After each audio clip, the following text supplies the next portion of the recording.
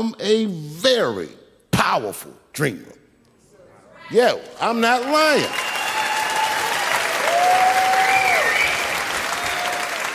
I dreamed tonight, this very night, as a 14-year-old boy, and I am living it as a 50-year-old man. My dreams are very strong. Today, I walked all around Washington. I used to be poor in this city, and all day, people just said, hey, Dave, like they knew me personally, and I felt like I knew them. And I say to myself, my God, Dave, what a powerful dream. But then sometimes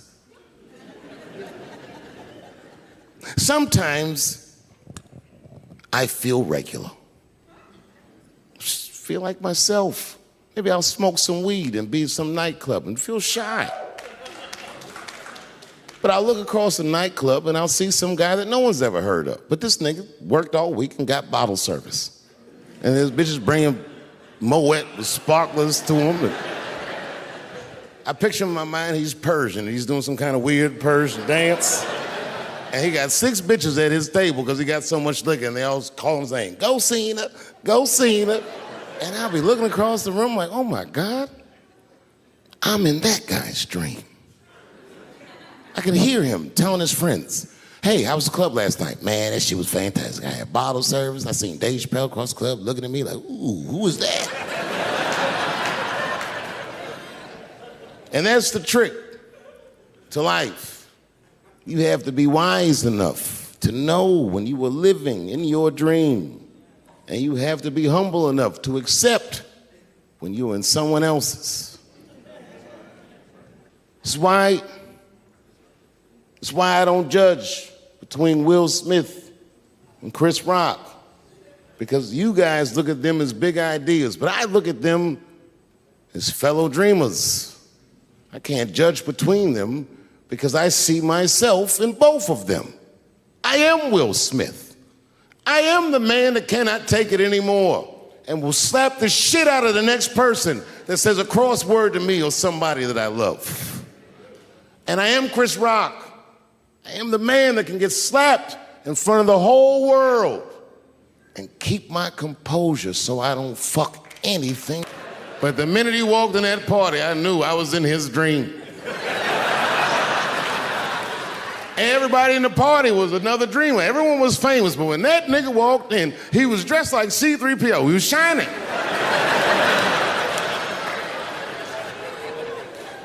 And everyone was like, oh my God, there he is. That's Lil Nas X. I didn't know who he was. And for some reason, out of all them dreamers, he walked right up to me. And he said, I tried to get you in my video. I didn't know what the fuck he was talking about. I said, what? I said, what? What video? And he just looked at me like, you know what video, and walked away. And I watched him walk away. I said, man, this nigga's having a very powerful dream.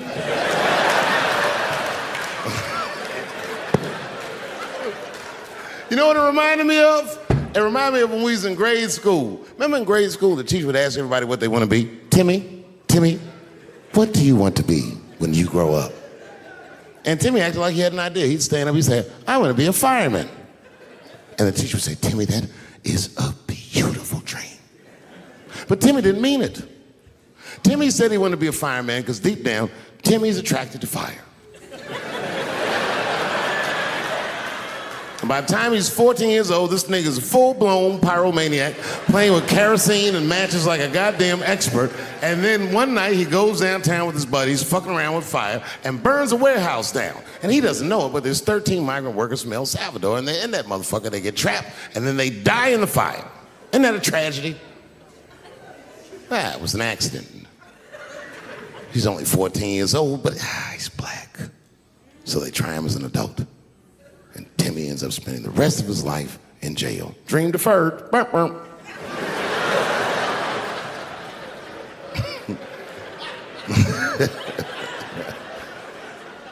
What about you, Billy? Billy, what do you want to be when you grow up? And Billy stands up and he says, I want to be president of the United States. And the teacher says, oh my God, Billy, that is a wonderful dream. And Billy means that shit. Billy does everything right. That motherfucker gets his grades up. He joins student government. He even does extracurricular activities like show choir just to make his resume look good. He's on track to be president, but junior year he wipes. When he's 16, he gets his girlfriend pregnant and has to drop out of high school to make ends meet. But lucky for him, the local Walmart's hiring.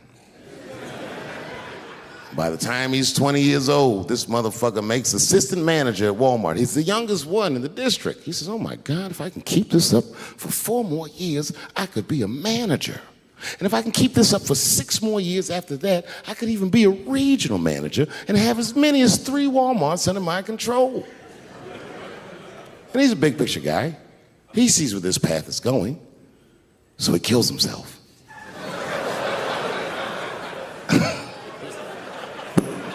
Well,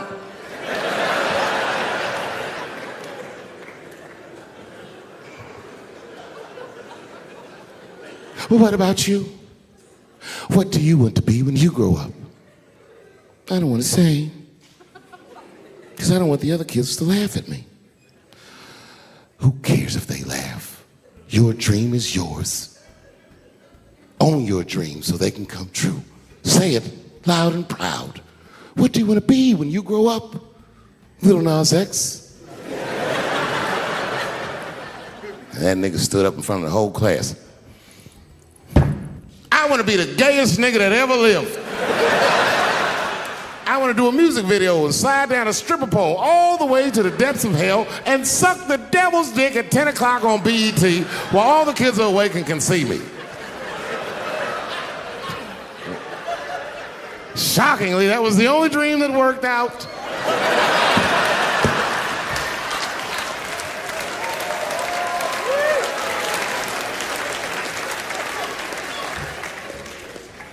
That's why I'm here tonight in the city where I built the dreams that I live, because I wanted to tell you all that they came true. And I wanted to thank you all for making the man that I am today.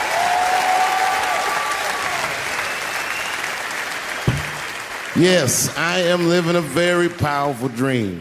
Every time I come to this city and I stand in front of you, I realize that, my God, man, this is not my dream. I was by myself and I opened the door and my wife was in there alone. She was sobbing, like sobbing. I said, oh my God, what's wrong with you, bitch? Did you get attacked too?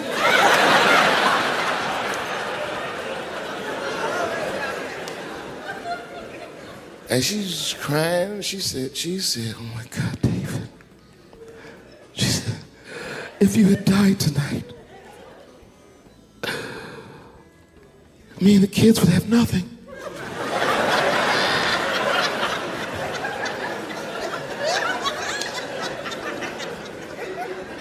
Then I knew it was serious. So I sat down on the bed next to her. And I reached in my pocket, I pulled some keys out that she had never seen before. She said, oh, what are those keys? And I gently placed them in her hands.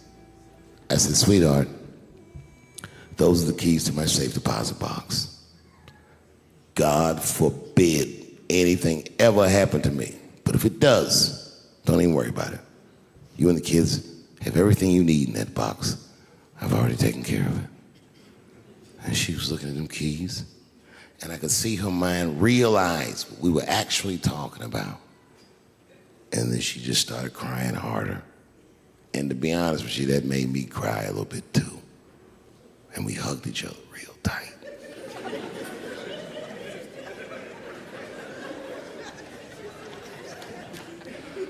Do you know this bitch looked in the box while I'm alive and well? Who does that? Oh my God. And then she was mad at me. She said, God damn it, David, I opened that box. I said, you did? She said, yes, I did. And there was nothing in there.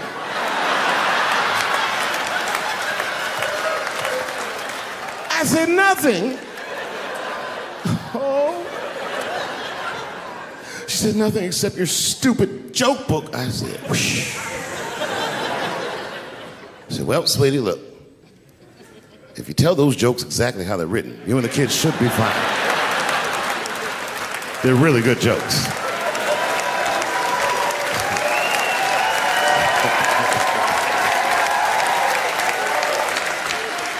She's like, good jokes? What is this shit? Come join me in my watery grave. No, you got to roll your throat.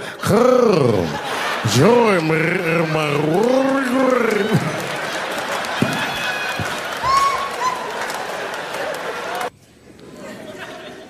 It's true. Yeah, let me tell you something. One time I thought my wife was cheating on me. Yes, nigga, yes.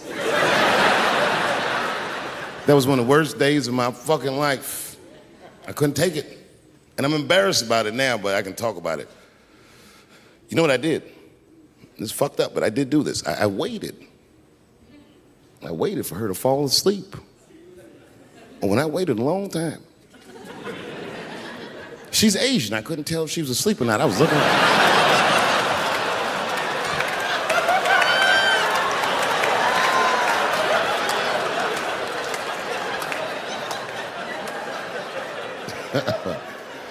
And when I was sure she was asleep, you know what I did?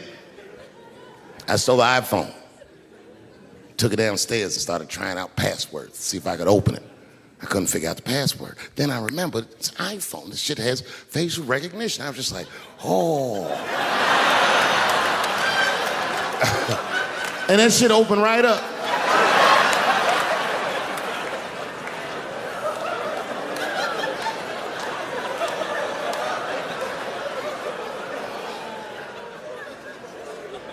And I saw a text message in there from a fella named Earl. I don't know anybody named Earl. I woke her up out of her sleep. I said, wake the fuck up. Who the fuck is Earl? And she said, David, what are you talking about? Oh, don't you play dumb with me, bitch. I done open your phone. Who is Earl? And she said, oh my God, David. That's gay Earl from the hair salon. I said, word, what am I, a dummy? How am I supposed to know this nigga is gay? And she was calm. She said, read his text and look at his pictures. I started reading the text. This fella sure does spell girl with a U a lot. And I switched over and looked at his pictures, and I couldn't believe it. This fella looked gay and still pictures. His mouth was open in every shot.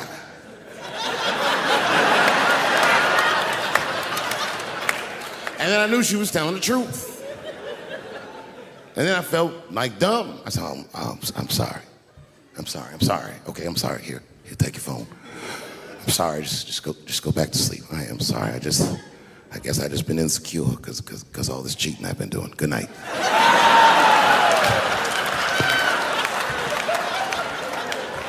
And she didn't let me leave. She said, well, since you want to wake a bitch up, and then she pulled my phone from under her pillow. I said, what the fuck? She said, who is this bitch in this picture? I said, how'd you open that phone? She said, it was easy, nigga. All I had to do was mash my nose and go like this, and then open right up. I said, what the fuck? And the special was only supposed to be 30 minutes. And I got ready, I practiced, I did all the shit I was supposed to do. And the night that I taped, 20 minutes into my 30-minute set, I'll never forget this, music started blasting from the nightclub underneath. You could hear it real loud, and it fucked my whole show up, and I was devastated. I was a young man. I really believed in what I was doing, and I thought that my dream had been killed. So when I got off stage, I ran down the steps to the alley behind Broadway Studios, and where the control trucks are parked, and I kicked that motherfucking door open, and I started yelling at all the producers. I was nobody in show business, just a guy that believed in myself. I said, man, so you fucked everything up. That fucking music, what the fuck were you thinking? And there was a guy who was a big-time producer, I ain't saying no names, and he stood up, and he said, hey, kid, sit the fuck down. He said, we didn't ruin anything. He said, we made a deal with that nightclub to not play music, and they didn't honor the deal. And I said, who didn't honor the deal? And he pointed to a guy. I'll never forget it. It was an old white man sitting in the Ford Taurus by himself. And he said, that guy right there. And I didn't waste no time or ask no questions. I went to that Ford Taurus and I beat on that window and I said, open the door, motherfucker, I want to talk to you. And that old man looked at me for 1 second and wisely drove the fuck off. And left me in the alley cussing at anybody who would listen.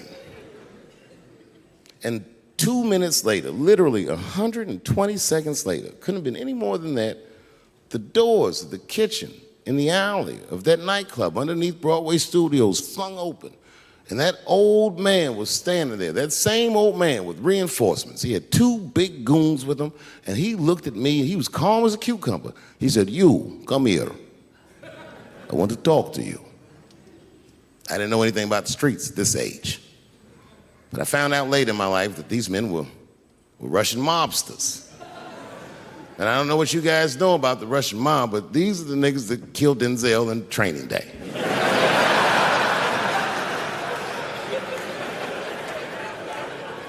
And all the producers knew what I was up against. They said, Dave, do not go in there. And I said, fuck y'all. And I walked right into that kitchen, and they closed the doors behind me, and it got dark as fuck in there. And I knew, I'm not dumb, I knew I was in a bad situation. But you have to understand, I believed in what I was doing, and I didn't give a fuck. I just kept cussing at these motherfuckers, telling them how they ruined my life. And that old man couldn't believe that I was talking all this shit. And as soon as I took a breath, he stopped me gently. He said, hey, kid, listen. Your friends lied to you. He said, we made a deal, but your friends never paid me. And when he said that, I realized I was locked in a kitchen.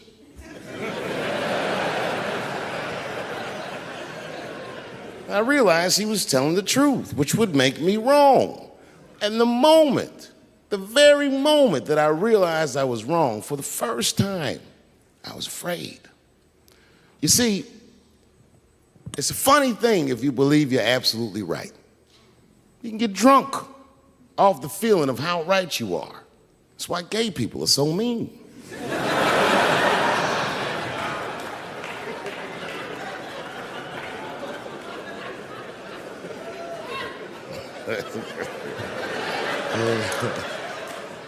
But I didn't buckle.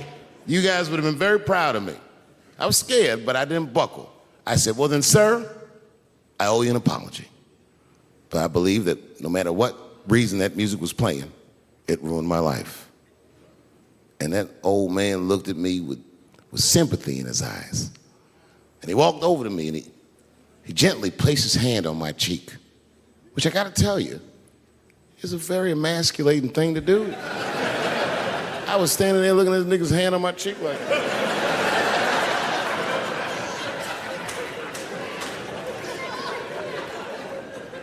and he said, you are a real man. And he tapped me on my cheek. Real soft. Just like that. The doors opened back up. The light from the alley flooded into the kitchen. And I just walked out alive. I lived to fight. It's complicated. I was in a bar in Austin with my wife, and it was during COVID, and a woman came to our table, and she was maskless. And this bitch came over, no mask, all H words. Hi, how are you? Droplets was coming out of this bitch's face. We all covered our drinks. Oh, bitch, what are you doing?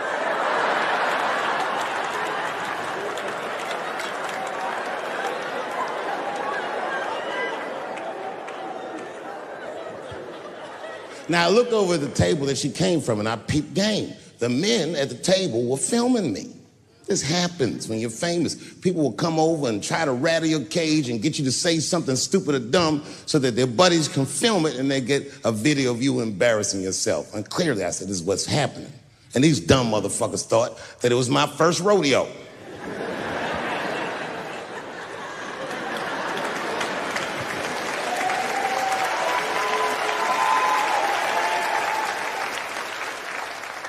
Sadly, it worked. I ran right over there. I said, I pointed right in the camera. I said, you's a bitch-ass nigga for doing this to me.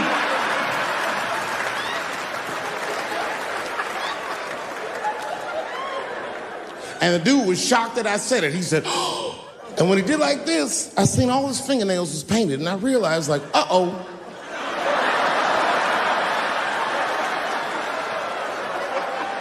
This fella's gay.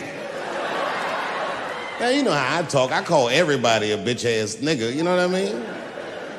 But that's not a right thing to do if they're gay, you know what I mean? And now I was in trouble. And not only that, the motherfucker was huge. He stood up, he was towering over me. He must have been 6'5", a big, white, corn-fed, Texas homosexual. This nigga was ready to fight.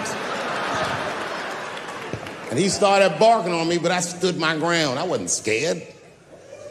How could I be scared? This motherfucker's shirt was tied up in a knot like this. Oh, fuck this guy. Let's go, nigga, let's go. I thought we were gonna come to blows. I was ready. And then, right when you think we would fight, guess what he did? He picked up his phone and he called the police. And this thing I'm describing is a major issue that I have with that community. Gay people are minorities until they need to be white again.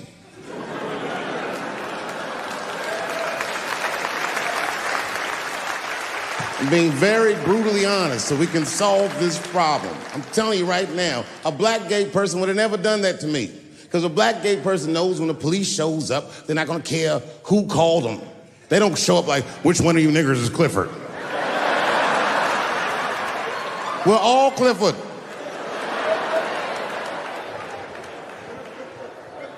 This happens far too often.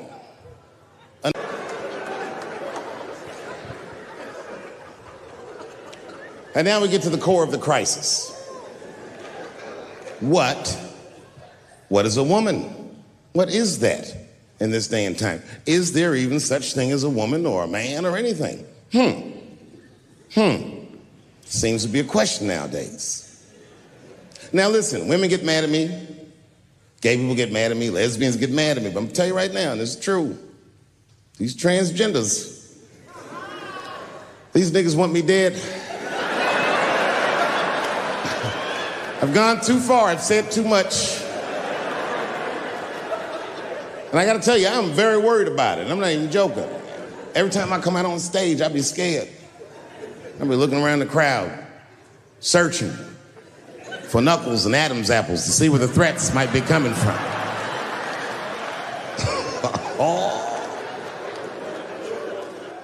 A nigga came up to me on the street the other day. He said, "Careful, Dave, they after you." I said, "What? One they or many theys?"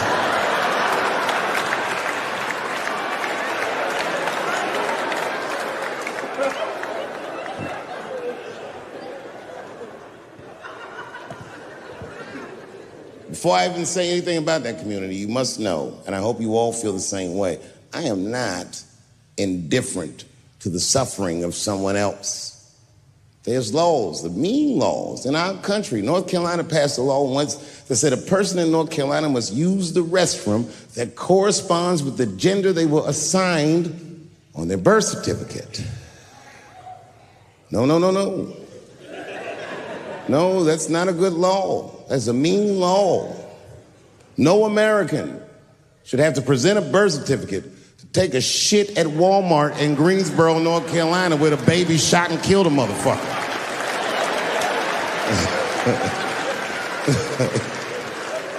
You have to ask yourself, if you're thinking about it, who are these laws designed to protect? Like, let's say they designed this law to protect me, my interests. Transphobic comedian Dave Chappelle. And let's say that I'm in Walmart doing a little shopping with my family. Now, I should tell you, if that ever happens in real life, you should know that my dreams didn't work out. But let's say something goes horribly wrong, and there I am in Walmart with the poor whites rummaging around for mediocre goods and services.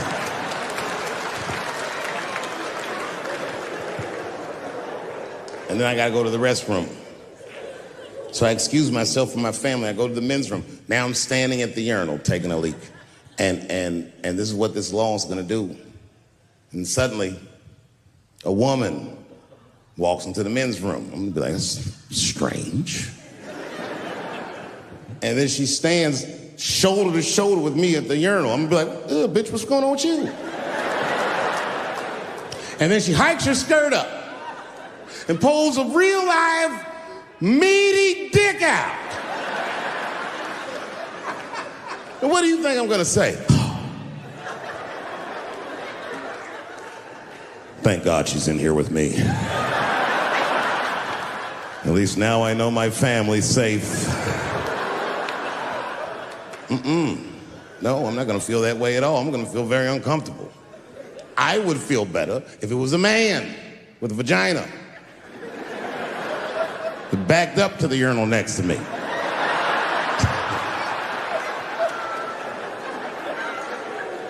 I wouldn't even think about that. I'd just be like, that's funny. This guy is peeing out of his butt for some reason. Oh my God, he must be a veteran. Thank you for your service.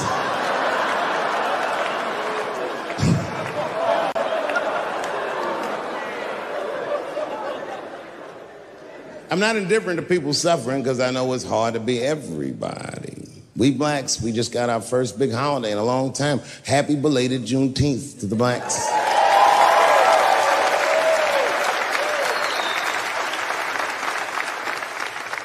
Juneteenth is a strange holiday, isn't it?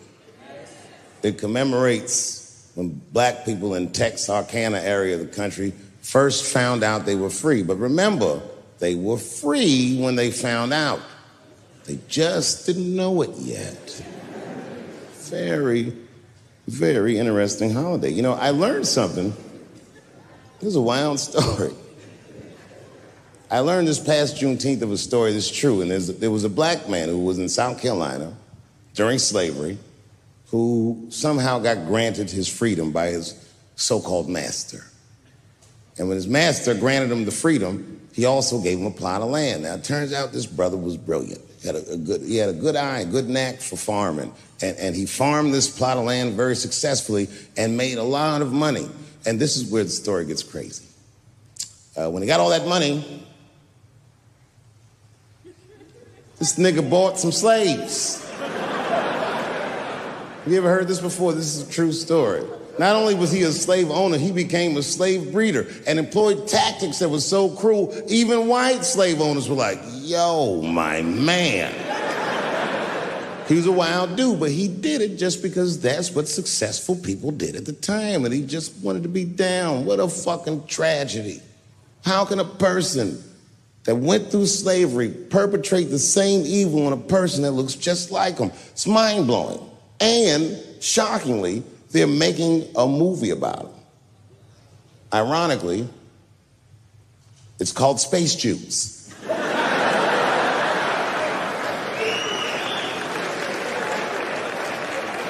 Space Jews.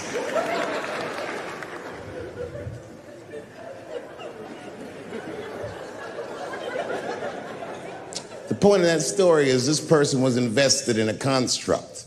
That was the construct of successful people, and he just followed the roadmap of successful people. He followed what they call an incentive. Now, everyone struggles, but I'm very invested in the gender construct, personally, because I'm a man with kids and a wife, and I like that warm, wet, soft pussy that my wife has. This does not mean that I feel like another point of view. Well, I don't know why or how everybody got this goddamn sensitive. You know who hates me the most? The transgender community. Yo, yeah, these motherfuckers. I mean, I didn't realize how bad it was. These motherfuckers, I was really mad about that last Netflix special.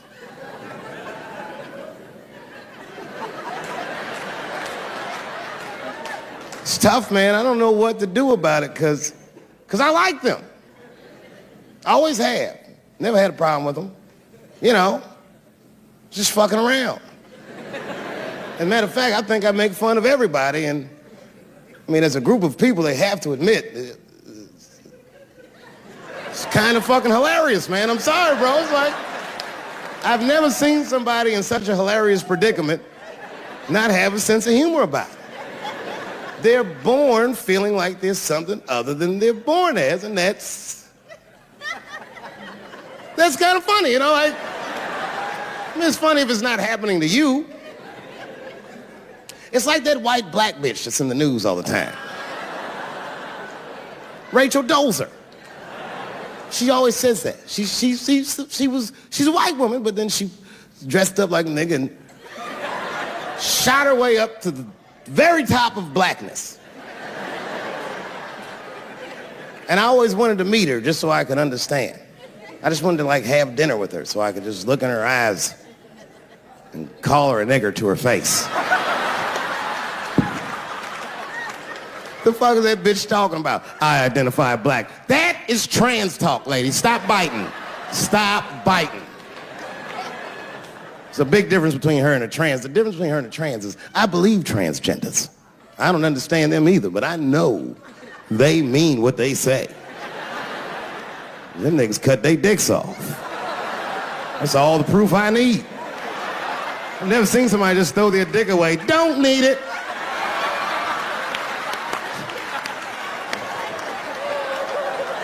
I don't understand, but I believe you and I support your decision, motherfucker. But how far is Rachel willing to go?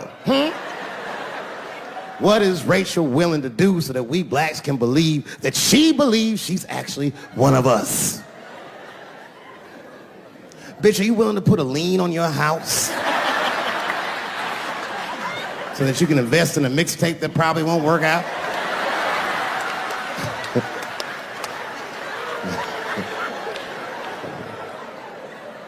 She didn't even change her name.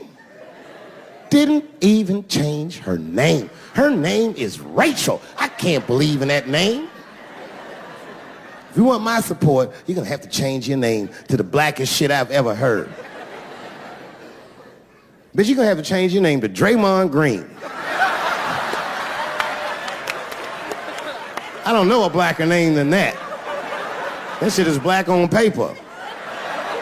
If you type Draymond Green into Airbnb, that shit will log off automatically.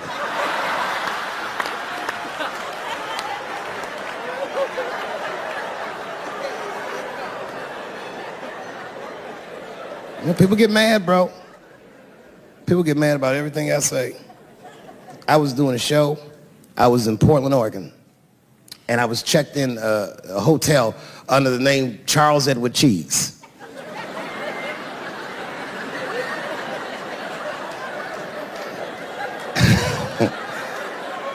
I came back to my room late at night, and there was a note. It was like a letter on my desk. It was addressed to Mr. Cheese.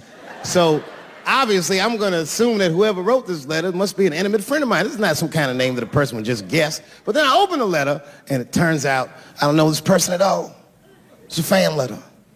You know, I'm not even used to the idea that I have fans, but I'm grateful for it. And even though I'm grateful for fans, I don't read those letters.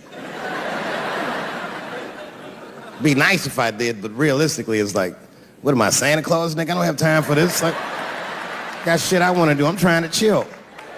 Read all these dreams and wishes from strangers. But I read it. I'd already opened it. So I just read the whole letter. And you know what, man? Whoever wrote this letter truly loves me. I mean, they were really fucking nice in the letter. And then they described to me what it was like to come to the show, how excited they were, how much fun they were having. And then they said that when I got to my jokes about transgenders, that they were, quote, devastated. Because it turns out that whoever wrote the letter was transgender. Now, I'm going to be real for a second.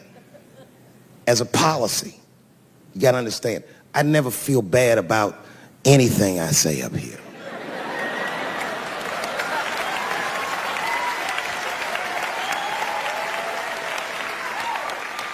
And I would never admit this to you if I hadn't locked your phones up.